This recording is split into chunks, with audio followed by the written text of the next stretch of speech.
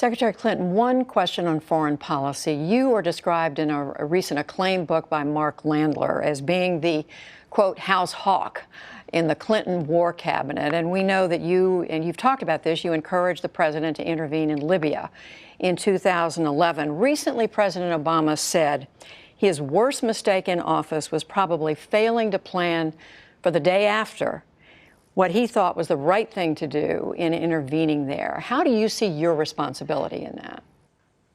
Well, first of all, it's important to remember where we were and why the president made the decision he did, because this was a presidential decision.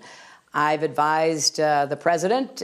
Sometimes he follows my advice. Sometimes he doesn't. Sometimes he uses a combination of what he hears from his advisors.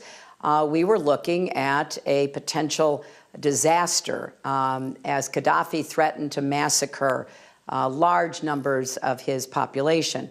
The Europeans, our Arab allies, were urging us to help them to try to prevent that.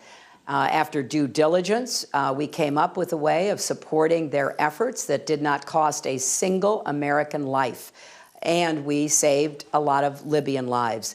Now, could we have done more after the Gaddafi regime was ended? Well, that's always, second guessing, and I'm sure that there's more we could have done. But let's look at what we did do.